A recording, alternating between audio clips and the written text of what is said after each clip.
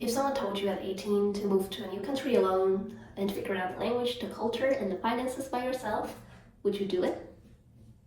I did. I moved to Finland in 2017 when I was 18 years old, and I had no idea what I was getting into. Hi, my name is Hang. You can call me Moon. That is why this channel is called HangMoon. I'm a Vietnamese software engineer, currently living and studying in Finland. This is my story of everything I've learned about money in the 9 years that I have been living in Finland. This video is not a success or failure story. It's just my story. It's just the lessons that I've learned along the way and what I have experienced. So let's get into it. Let's get back to the beginning. I grew up in Vietnam in a working class family. My family was not poor because I never went to bed hungry, but we were definitely not rich. I don't remember that we ever have been to any luxurious vacations. We also don't talk about investments or building wealth at our dinner table.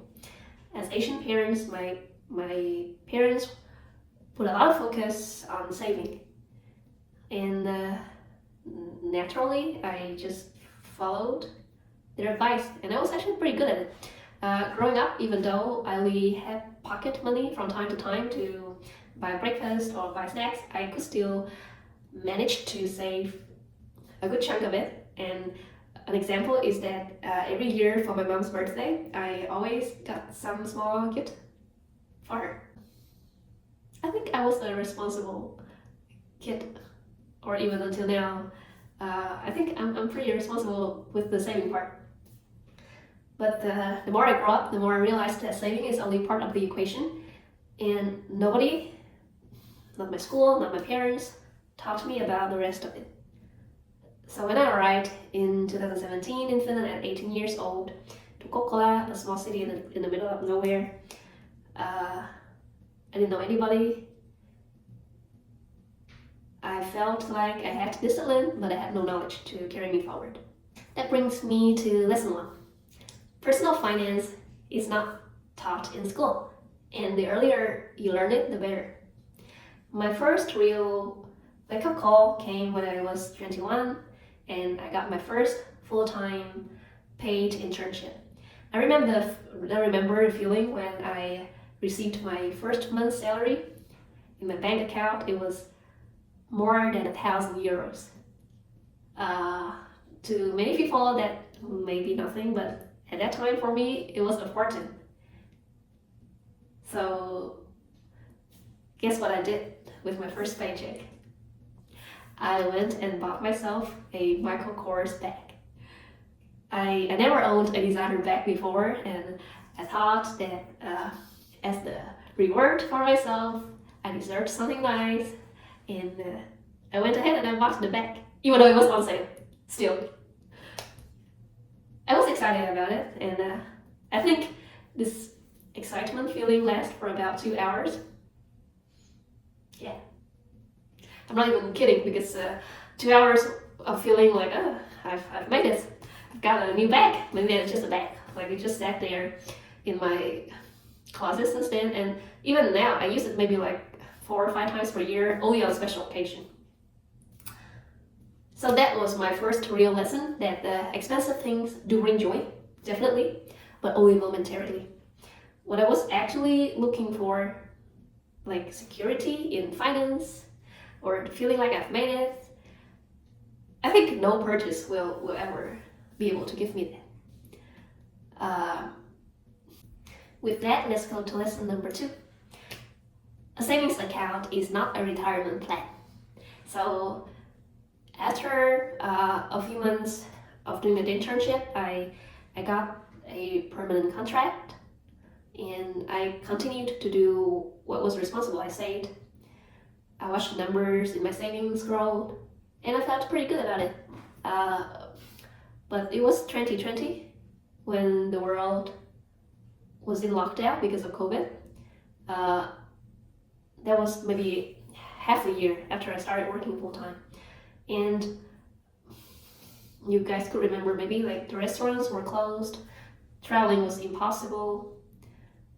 I suddenly had even more money sitting in my bank account because there was nowhere to spend it.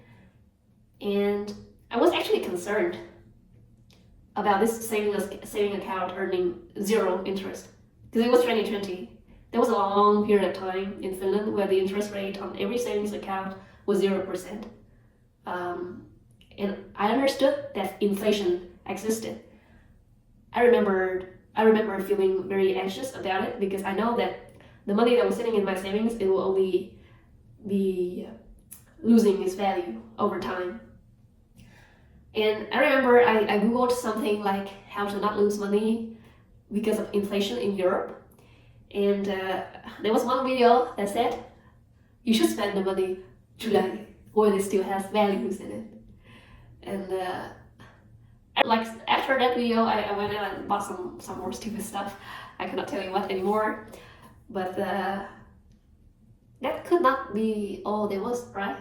After a few more months of anxiety and a few more books, I decided or realized that I have to learn investing and actually do it, which was terrifying. Let's get to lesson 3. Investing is not as hard or as dangerous as you think. I want to be honest with you about the mental barrier that I had around investing, because maybe a lot of people around may have the same fear as mine. Growing up, the word stock market had a very specific image in my head. When I was a kid, I saw on the news that some people jumped off a building because of devastating loss in their stock portfolio. And as a kid, that was horrifying. So I had this mental image that the stock market is gambling, is only for rich people who have personal finance advisors, who know what they are doing, who could afford to lose the money. It's not for normal people like me. But I kept coming back to the same problem because no matter how many more videos I research about how to preserve the values of my money, everything points back to investing. It can be a lot of forms of investing. It could be the stock market, real estate, bond, yada. But everyone keeps mentioning investing. So I started researching some more. I dig very deep on Reddit, on YouTube. I read a few more books. And the moment has come. I decided to make my first investment. First, I opened an investment account on Nordea, and I remember buying my first stocks. It was DHL and SAP. I was excited on the day that I bought it, and the next day SAP announced a stock split, and I watched my stocks decreased half in values. I was panicking. I was so ready to sell it all, take the loss, and never touch this whole stock market ever again. But my boyfriend told me that if I don't sell, the loss is not real. But if I do sell, the loss is definitely real.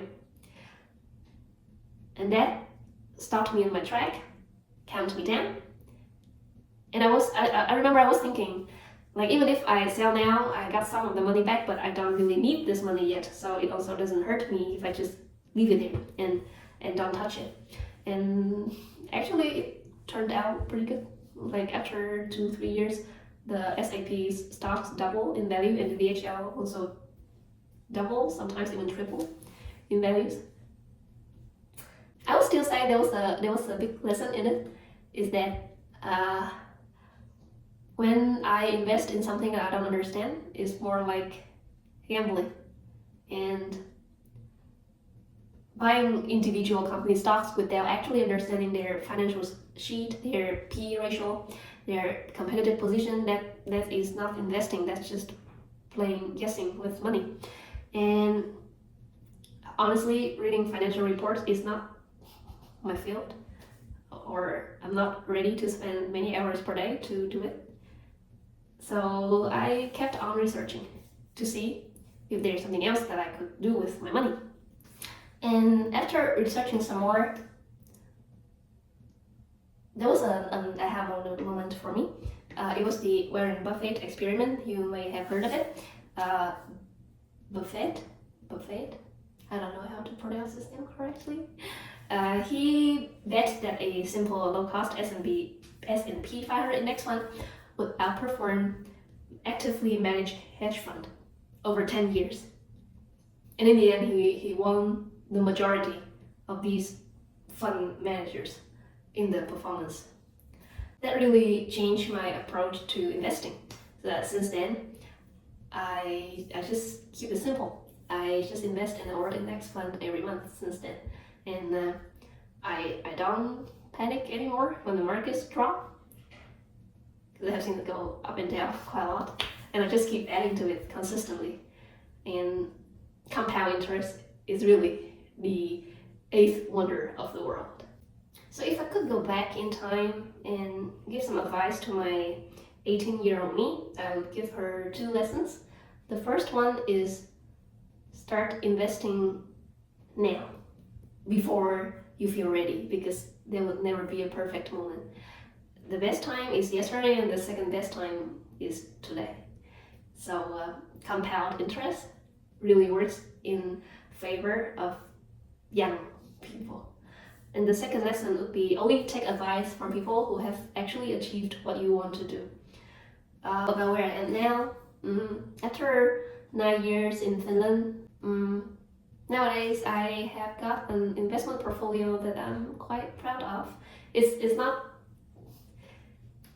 a lot of money, but it gives me enough financial security, and it helps me to be well on my way to financial independence. I also bought my apartment with my partner in Helsinki at 25 years old, and that was also a learning experience. I could make a video about it later. So that's what my channel is mostly about. I have a very big goal that, if you're my friend, you probably know about it. You guys probably know about this term.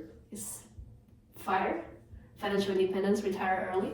That's one of my biggest goals in life. It's not much about the retire early part. I think I don't mind working, doing things that I enjoy, but it's more about financial independence, the freedom. And I want to document my steps toward that path. So if you are also interested, subscribe to my channel to follow along. If you're also an international student, immigrant, expat, whatever you want to call it, trying to build wealth in another country, maybe we're on the same path. This channel is there for you. Before you go, I want to ask you one question, and I really want to read your answers in the comment. What do you wish someone has told you about money 10 years ago? Please leave a comment. I will go through every one of them, and I will try to answer to the best of my knowledge. If you like this video, give it a like, subscribe to my channel. I will make new videos. See you in the next one. Bye.